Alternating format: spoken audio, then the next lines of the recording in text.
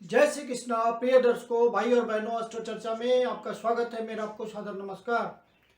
आज के वीडियो में जो वृषभ लग्न के व्यक्ति हैं अर्थात टॉरस असेंडेंट हैं, उनका नया साल 2023 कैसा गुजरेगा उस पर एक संक्षिप्त पर चर्चा करेंगे। नए दर्शकों को बता दें कि वो कैसे पता करें कि वो वृषभ लग्न के व्यक्ति हैं। तो अपना बर्थ डिटेल्स किसी अच्छे एस्ट्रो के सॉफ्टवेयर में डालें। जो लग्न कुंडली बनकर आती है, जिसको D1 चार्ट भी कहते हैं, उसके यदि प्रथम भाव में 2 नंबर लिखा हुआ हो, ये आपकी कुंडली है और ये प्रथम भाव है, इसमें 2 नंबर लिखा हुआ है, तो आप वृषभ लग्न के व्यक्ति हुए। जब हम किसी लग्न के वार्षिक फल की बात करते हैं तो यहाँ पे मेजर प्लैनेट्स का गोचर देखा जाता है। मेजर प्लैनेट्स में शनि महाराज, गुरु महाराज, राहु और केतु आते हैं और इन्हीं का गोचर एनालाइज किया जाता है और अन्य ग्रहों का सहयोग देखा जाता है और उसी से रिजल्ट का प्रेडिक्शन किया जाता है। आपके लग्नेश हुए शुक्र महाराज, वृषभ लग्न के जो मालिक होते हैं वो शुक्र महाराज होते हैं और शुक्र महाराज को मजबूत रखना पड़ेगा आपको उनसे रिजल्ट लेने के लिए। तो इसके लिए सबसे अच्छा उपाय होता है कि आप दुर्गा जी की उपासना करें। अन्य ग्रहों का यदि फेवरेबल इफेक्ट नहीं होगा तो माँ दुर्गा उसके नेगेटिव इफेक्ट्स को खत्म कर देंगी और आपके जीवन के सभी पहलू सुचारू रूप से चलते रहेंगे। शनि महाराज 1 जनवरी 2023 को आपके नवम भाव पे गोचर कर रहे हैं और यहाँ गोचर करते हुए आपके भाग्य भाव को संभाल रहे हैं। लेकिन नए साल में 17 जनवरी को शनि महाराज यहां से निकल करके 10वें भाव पे गोचर करेंगे। शनि महाराज आपके भाग्येश हैं और कर्मेश हैं और शनि कर्म प्रदाता ही हैं। कर्म कारक के रूप में उनको जाना जाता है और आपकी कुंडली के लिए वो विशेष योग कारक होते हैं। अभी तक आपके भाग्य को संभाल रहे थे, अब कर्म क्षेत्र को संभालेंगे। तो जो भी आपने अपने पुरुषार्थ से जो भी संरचना खड़ी की है कार्य क्षेत्र के लिए, जिस भी फील्ड में आपने अपना कंट्रीब्यूशन किया है, जहां काम धंधा अपना खड़ा किया है, नौकरी की है या बिजनेस की है, वहां आपको रिजल्ट कर्म का दिखने लगेगा। शनि महाराज खुद कर्म भाव पे गोचर करेंगे और आपको रिजल्ट देने लगेंगे। और शनि महाराज से रिजल्ट लेने के लिए आपको 3 ही चीज की जरूरत होती है: ऑनेस्टी, सिंसियरिटी और डेडिकेशन। ये 3 चीज आप अपने कर्म क्षेत्र में, अपने लाइफ के उद्देश्य में समाहित रखें, आपको शनि महाराज का रिजल्ट आता रहेगा। शनि महाराज भाग्य के थ्रू आपके कर्म को बढ़ाते रहेंगे, क्योंकि शनि महाराज अपनी मूल त्रिकोण राशि में गोचर करेंगे, इच्छा पूर्ति वाली राशि में गोचर करेंगे और गुरु महाराज नए साल में गोचर कर रहे हैं आपके 11वें भाव पे, अपनी ही राशि में गोचर कर रहे हैं।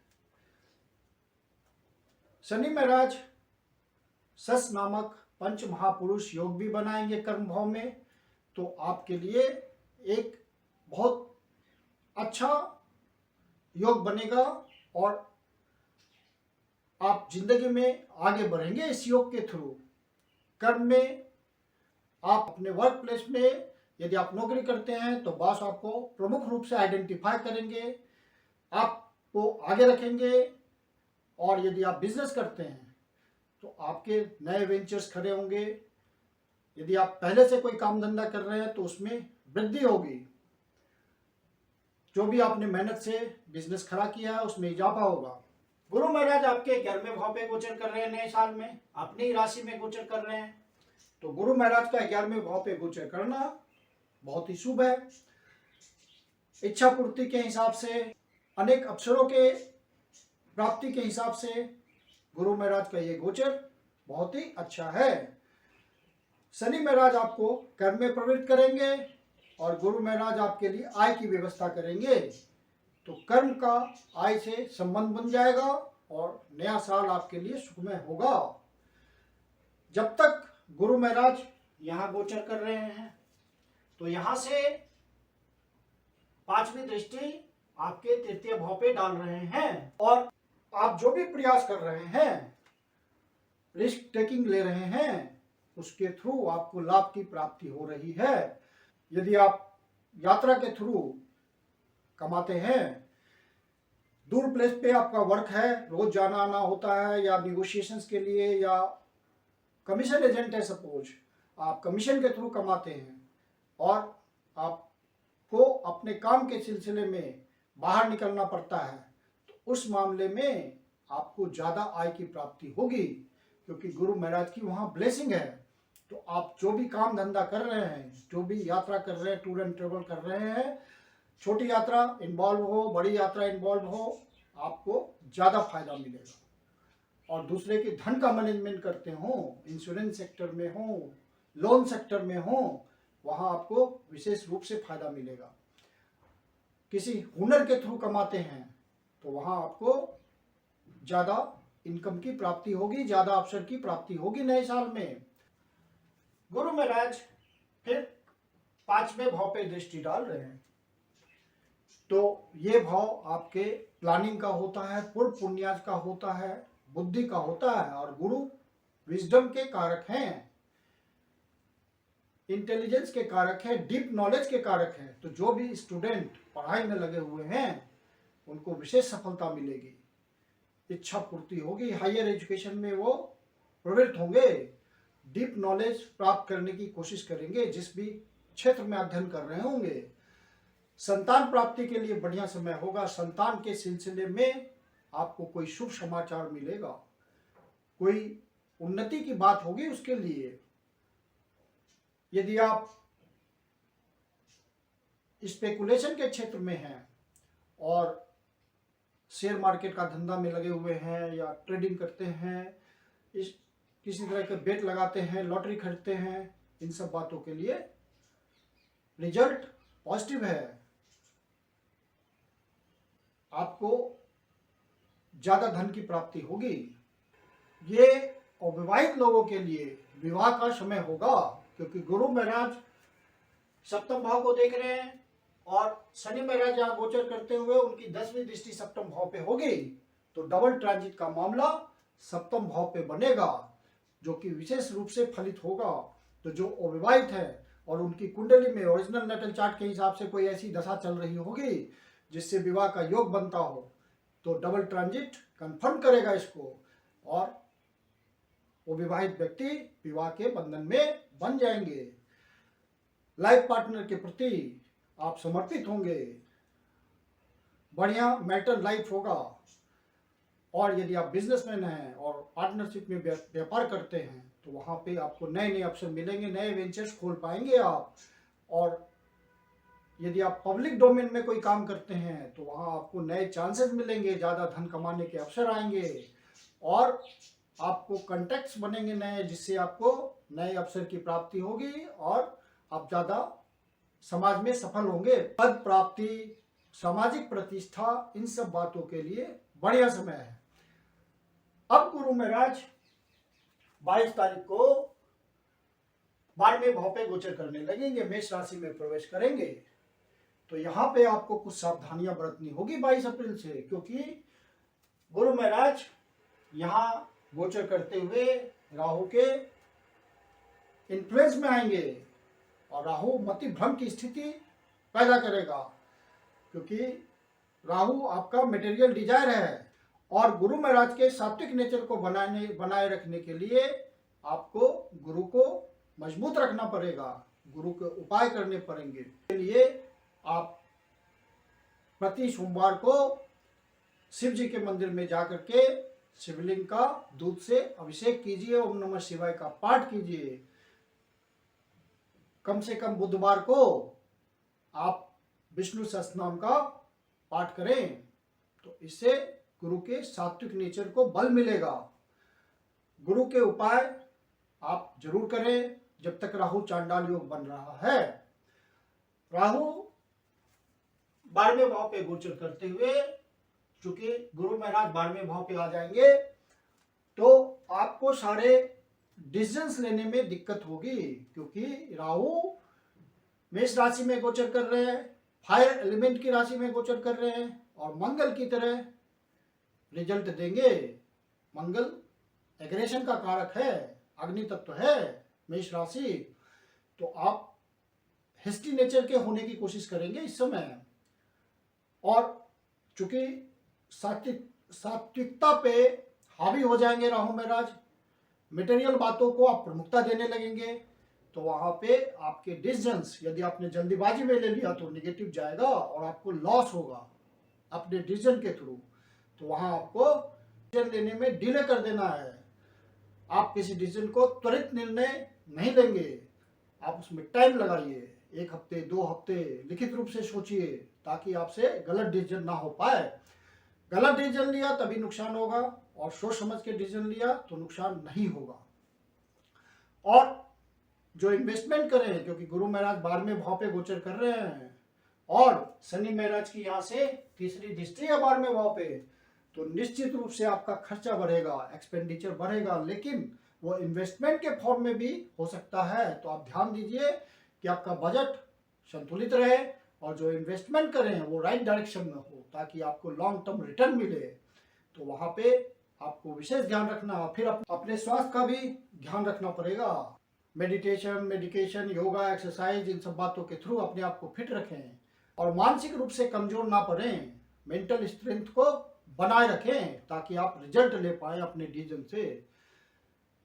बाकी आपको रिजल्ट बढ़िया आता रहेगा, क्योंकि शनि महाराज का सहयोग है, कर्म में आपको सहयोग दे रहे हैं। और गुरु महाराज यहाँ गोचर करते हुए आपको, गुरु महाराज यहाँ गोचर करते हुए 5वीं दृष्टि से चतुर्थ भाव को देखेंगे, तो सुख देने की कोशिश करेंगे आपको। प्रॉपर्टी आप खरीदना चाहते हैं, पहले से प्रयास कर रहे हैं, तो आपका राइट डायरेक्शन में इन्वेस्टमेंट हो जाएगा, एक्सपेंडिचर होगा, लेकिन प्रॉपर्टी आ जाएगी। तो वहां पे आपके लिए ये गोचर बढ़िया हो गया। डोमेस्टिक एनवायरनमेंट में एक आनंद का माहौल होगा, घर में शुभ कार्य होंगे और बच्चों के साथ, अपने न्यूक्लियर फैमिली के साथ आपको समय बिताने का मौका मिलेगा। किसी तरह के फिजिकल कंफर्ट में भी आप खर्च कर सकते हैं, धार्मिक कार्यों में खर्च कर सकते हैं, जिससे आपको मानसिक सुख की प्राप्ति होगी। विशेष रूप से माता के स्वास्थ्य में सुधार हो सकता है, यदि माता का स्वास्थ्य खराब चल रहा है तो। विशेष करके जब गुरु महाराज 4 सितंबर को वक्री होंगे और 17 जून को पहले से गुरु महाराज वक्री हो चुके होंगे, तो स्वास्थ्य संबंधी बातों का बहुत ध्यान रखिएगा। स्वास्थ्य संबंधी परेशानी आने की बहुत संभावना होगी, क्योंकि गुरु महाराज भी वक्री होंगे और 12वें भाव पे गोचर कर रहे हैं, 6ठे भाव को देखेंगे, शत्रु राशि को देखेंगे, और शनि महाराज रिलीफ नहीं देते स्वास्थ्य संबंधी, और शनि महाराज रोग के जनक ही हैं, तो वहां पे आपको दिक्कत आएगी स्वास्थ्य संबंधी।